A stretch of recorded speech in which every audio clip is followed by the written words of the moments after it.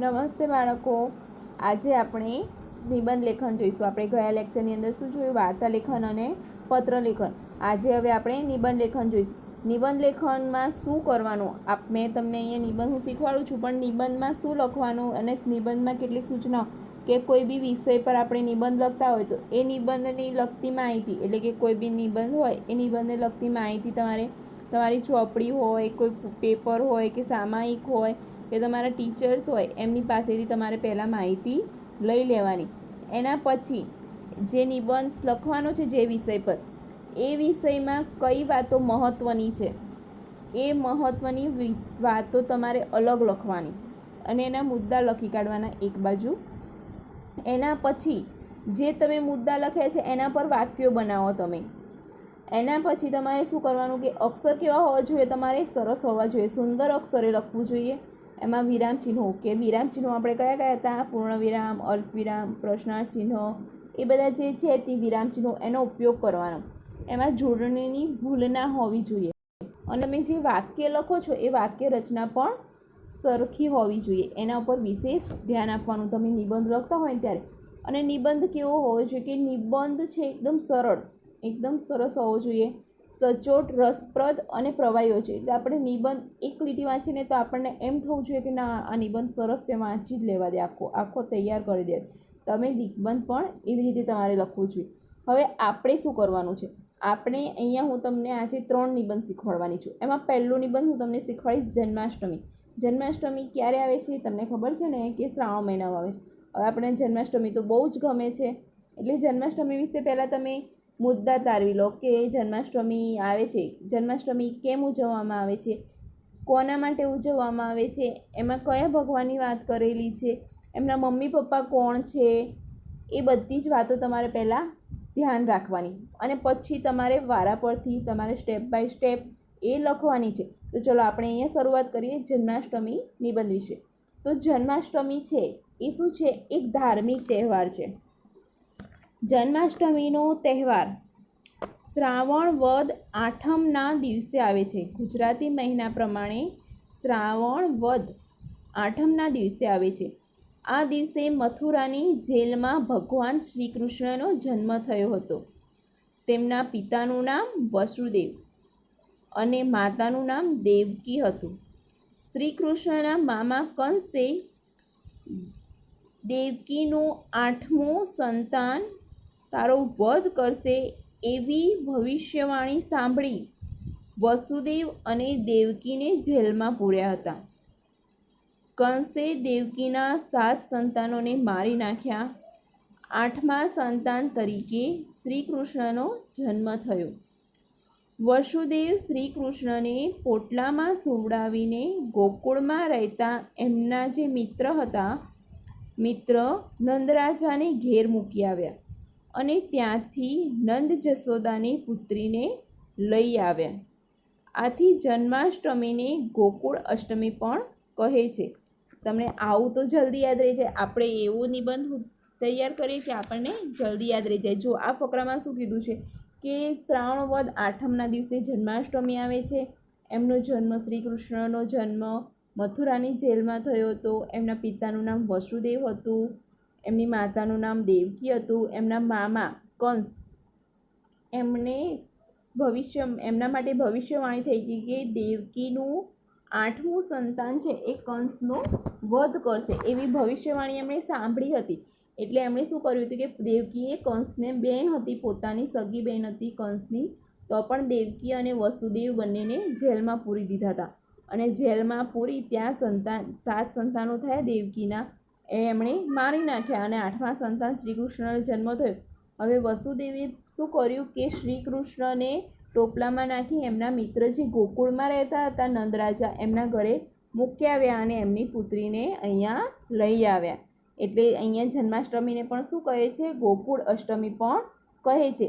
હું તમને સમજાવવા માટે આ રીતે કહું છું, પણ તમારે લખવાનું છે. આની અંદર જે લખેલું છે એ પ્રમાણે તમારે લખવાનું છે. જન્માષ્ટમીના દિવસે લોકો ઉપવાસ કરે છે, મંદિરોને શણગારવામાં આવે છે, લોકો દેવ દર્શન કરવા મંદિરે જાય છે, રાત્રે ભજન કીર્તન થાય છે અને રાતના 12 વાગે કૃષ્ણ જન્મ થાય છે. લોકો ગુલાલ ઉડાડે છે, નાચે કૂદે છે અને નંદ ઘેર આનંદ ભયો જય કનૈયા લાલ કીની ધૂન મચાવે છે. આરતી પછી પંચાજીરીનો પ્રસાદ વહેંચાય છે. બાળકૃષ્ણને પારણામાં ઝુલાવવામાં આવે છે. દ્વારકા, મથુરા, ડાકોર જેવા યાત્રાધામોમાં લોકોની ભારે ભીડ થાય છે. કેટલાક સ્થળે તો દહીંની મટકી ફોડવાના કાર્યક્રમ પણ રાખવામાં આવે છે. ઠેર ઠેર મેળા પણ ભરાય છે.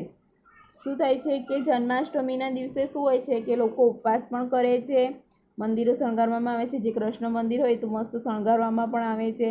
લોકો દેવ દર્શન કરવા જાય છે. તમે જોતા હશો ને જન્માષ્ટમી કેવી રીતે ઉજવાય છે કે રાત્રે ભજન પણ થાય. રાતના 12 વાગે કૃષ્ણનો જન્મ થાય એટલે લોકો ગુલાલ ઉડાડે, નાચે, કૂદે અને પછી નંદ ઘેરા નંદ ભયો જય કનૈયા લાલ કી, નંદ ઘેરા આનંદ ભયો જય કનૈયા લાલ કી એવી ધૂન પણ ગાતા હોય છે. પછી આરતી થાય, પંચાજીરી વેચાય અને પારણામાં બાળકૃષ્ણને ઝુલાવે પણ છે. અને ઘણી જગ્યાએ તમે સોસાયટીમાં, અમુક સોસાયટીમાં કે ઘણી જગ્યામાં શું મટકી ફોડ કાર્યક્રમ પણ રાખવામાં આવે છે. તમારે આની અંદર એવી પણ અહીંયા લખેલું છે કે દહીંની મટકી પણ ફોડવાનો કાર્યક્રમ અહીંયા રાખવામાં આવે છે. અને જન્માષ્ટમીની દિવસે તો ઘણી જગ્યાએ તમે જોતા હશો ને કે ઘણી જગ્યાએ મેળા પણ ભરાય છે. એ મેળા પણ જોવાની મજા આવી જાય છે. આમ જન્માષ્ટમી તહેવાર આપણો મોટો તહેવાર છે. જન્માષ્ટમી કેવો તહેવાર છે?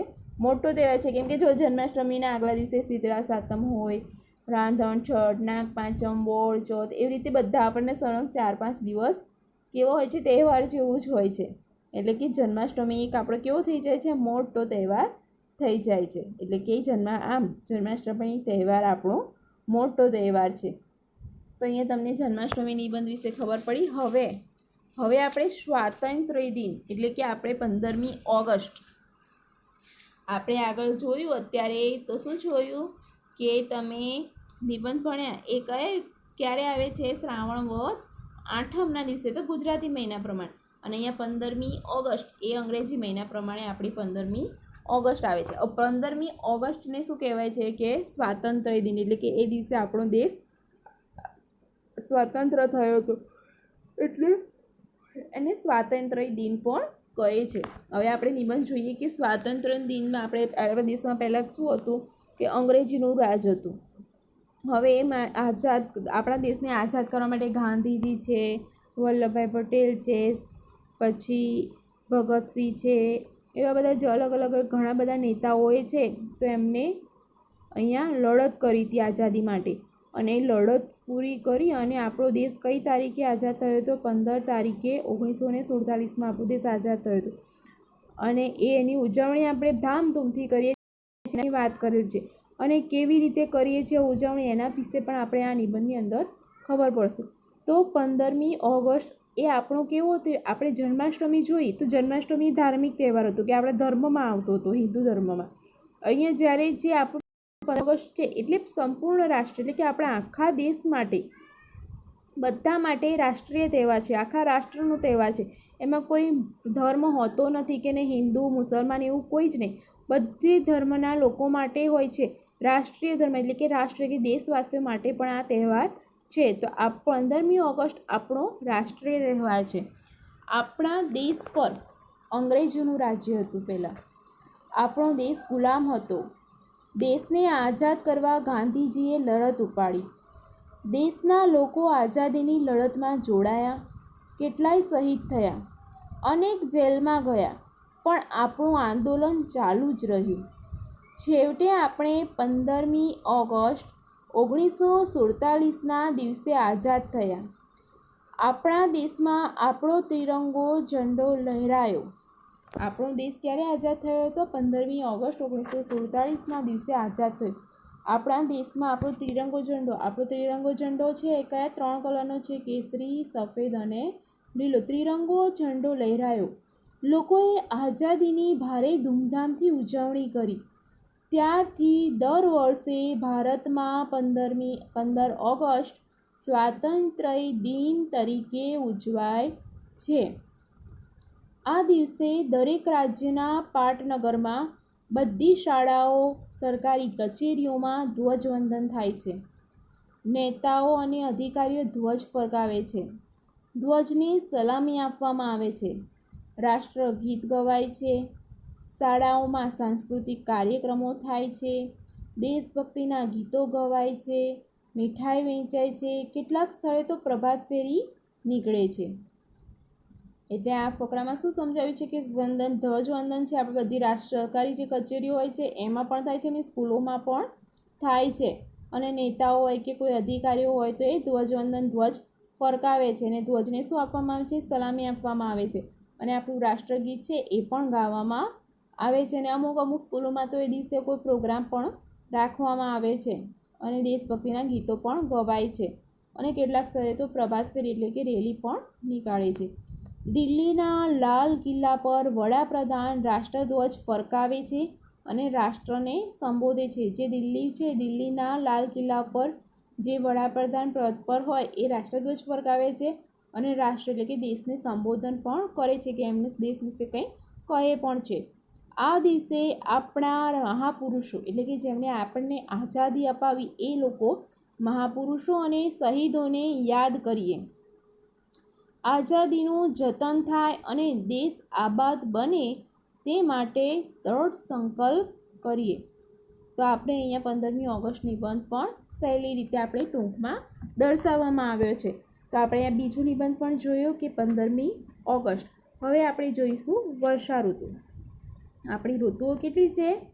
3. મુખ્ય ઋતુઓ તો 3 જ છે, પણ બીજી બધી જે ઋતુઓ છે એની અંદર આપણે વર્ષા ઋતુ 3 ઋતુઓમાં વર્ષા ઋતુ કઈ ઋતુમાં આવે? ચોમાસાની અંદર. હવે ચોમાસાની અંદર આવે છે તો ચોમાસાની અંદર આ ઋતુ આવે છે તો ચોમાસામાં આ ઋતુમાં શું થાય છે એ દર્શાવેલું છે. તો આપણી ત્યાં મુખ્ય 3 ઋતુઓ છે: શિયાળો, ઉનાળો, ચોમાસું. 3 ઋતુઓ. ચોમાસામાં શું પડે? વરસાદ પડે છે. વરસાદ પડે છે તેથી તેને વર્ષા ઋતુ કહે છે. અને ત્રણેય ઋતુઓમાં વર્ષા ઋતુ મહત્ત્વની ઋતુ છે. તેથી જ તો તેને વર્ષા ઋતુને ઋતુઓની રાણી પણ કહેવામાં આવ્યું છે. મેં તમને છેલ્લે પણ લખ્યું હશે, પણ આમાં ફરીથી કહું છું કે એને ઋતુઓની રાણી કહેવામાં છે. અષાઢ, શ્રાવણ, ભાદરવો, આસો આ 4 મહિના છે વર્ષા ઋતુના છે. ચોમાસાને બીજું શું કહે છે? વર્ષા ઋતુ કહે છે. હવે વર્ષા ઋતુમાં વાદળાના ગડગડાટ, વીજળીના ચમકારા અને પવનના સુસવાટા સાથે મેઘરાજાનું આગમન થાય છે. વરસાદ શરૂ થતાં ખેડૂતો રાજી થાય છે. તેઓ ખેતરો ખેડી વાવણી કરે છે.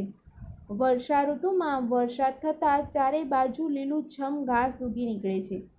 કૂવા, તળાવ, નદીઓ અને સરોવરોમાં પાણી ભરાઈ જાય છે. તમે જુઓ આ ફકરાની અંદર શું કીધું છે કે વર્ષા ઋતુ એટલે કે ચોમાસું આવે તો વાદળા ગડગડાટ કરતા હોય, વીજળીના ચમકારા થતા હોય છે, પવન આવતો હોય છે ઠંડો, અને એમ કરતાં મેઘરાજા એટલે કે વાદળાઓ એટલે કે વરસાદનું આગમન થતું હોય છે. વરસાદ શરૂ થાય એટલે ખેડૂતો ખુશ થઈ જાય, કેમ કે ખેતરમાં પાણી મળી રહે અને પાક બી સારો થાય. એટલે ખેતરો ખેડી અને લોકો શું કરી દે છે? વાવણી કરવાની શરૂઆત કરે છે. પણ વરસાદ આવે તો આપણી આસપાસ છે લીલુંછમ ઘાસ ઉગી નીકળે છે અને વાતાવરણ કેવું હરિયાળું થઈ જાય છે. અને કૂવા, નદી, તળાવ, સરોવર શું થાય છે? એ ભરાઈ જાય છે. હવે એના પછી જરૂર કરતાં વધુ વરસાદ પડે તેને શું કહેવાય? અતિવૃષ્ટિ. જરૂર કરતાં વધુ વરસાદ પડે છે તેને અતિવૃષ્ટિ કહે છે. અને અતિવૃષ્ટિથી પાક ધોવાઈ જાય છે, કાચા મકાનો પડી જાય છે, ઢોર ઢાંખર તણાઈ જાય છે. જો વર્ષા ઋતુમાં વરસાદ પડે જ નહીં તો અનાવૃષ્ટિ કે દુકાળ કહે છે. વરસાદ પડે નહીં, વરસાદ વધારે પડે તો એને શું કહેવાય? અતિવૃષ્ટિ. અને વરસાદ પડે નહીં એને શું કહેવાય? અનાવૃષ્ટિ કે દુકાળ. દુકાળમાં જળાશયો સુકાઈ જાય છે, અનાજ પાકતું નથી ને ઘાસ ઉગતું નથી. વધુ વરસાદ પડે તો પણ નુકસાન અને ઓછો વરસાદ પડે તો પણ નુકસાન. વર્ષા ઋતુમાં ઘણા તહેવારો પણ આવી જાય છે. વર્ષા ઋતુ હોય એમાં તહેવારો પણ આવી જાય. વર્ષા ઋતુમાં રક્ષાબંધન, જન્માષ્ટમી, ગણેશ ચતુર્થી, નવરાત્રિ ને દિવાળી જેવા ધાર્મિક તહેવારો પણ આવી જાય છે અને લોકો આનંદથી આ તહેવારો ઉજવે છે. અને વર્ષા ઋતુ પ્રાણી માત્ર જીવનનો આધાર છે. પ્રાણી માત્ર એટલે મનુષ્ય પણ પ્રાણીમાં આવે છે, એટલે કે બધાને પ્રાણી, પશુ, પક્ષી બધાની વાત કરેલી છે અહીંયા. વર્ષા ઋતુ પ્રાણી માત્રના જીવનનો આધાર છે. વર્ષા ઋતુ એ સૌની પ્રિય ઋતુ છે. વર્ષા ઋતુ છે એ સૌની પ્રિય ઋતુ છે. એ શું છે? ઋતુ. વર્ષા ઋતુ ઋતુઓની રાણી છે અને કહેવાય છે કે વર્ષા રાણી નસીબને તું લાવે તાણી. શું કહે છે છેલ્લે છેલ્લે? કે વર્ષા રાણી નસીબને તું લાવે તાણી. એ એક પંક્તિ છે. તો તમને અહીંયા વર્ષા ઋતુ નિબંધ વિશે પણ તમને સમજાવી દીધું કે અતિવૃષ્ટિ થઈ જાય તો ઘણી વખત શું થઈ જાય છે કે પાક તો બગડે છે. એ સિવાય તમે વર્ષા ઋતુ વધારે વરસાદ પડી જાય તો માખી, મચ્છર, કાદવ કીચડથી રોગો પણ અમુક થઈ જાય છે. એટલે વર્ષા ઋતુમાં થતી અતિવૃષ્ટિ અને અનાવૃષ્ટિ એ બંને પ્રાણી માટે નુકસાનકારક છે. હવે આપણે અહીંયા તમને 3 નિબંધ મેં શીખવ્યા છે. તમને કોઈ નવું વાક્ય અંદર એટેચ મીન્સ કે ઉમેરવું હોય તો તમે તમારી રીતે ઉમેરી શકો છો. અને મેં જે છેલ્લે પંક્તિ ગાઈ કે વર્ષા રાણી નસીબને તું લાવે તાણ, એ પંક્તિ પણ તમે એની અંદર એડ એટલે કે લખી શકો છો. તમારે આ 3 નિબંધ તમારે ગુજરાતીની નોટમાં લખવાનું છે. નિબંધની નોટ તમારે બનાવવાની નથી. તમારે આ 3 નિબંધ અને વાર્તા લેખન આગળનું, પત્ર લેખન આગળનું જે આગળના લેક્ચરમાં ગણ્યું એ બધું જ તમારે ગુજરાતીની નોટમાં જે અત્યાર સુધી જે પાઠ લખ્યા છે એ જ નોટની અંદર તમારે આ વાર્તા લેખન, પત્ર લેખન અને આ 3 નિબંધો તમારે અંદર લખવાના છે. તો અહીંયા તમારે આ સેમ છે એનું તમારું અહીંયા પૂરું થાય છે. હવે પછી આપણે શું જોઈશું? રિવિઝન જોઈશું. ધન્યવાદ.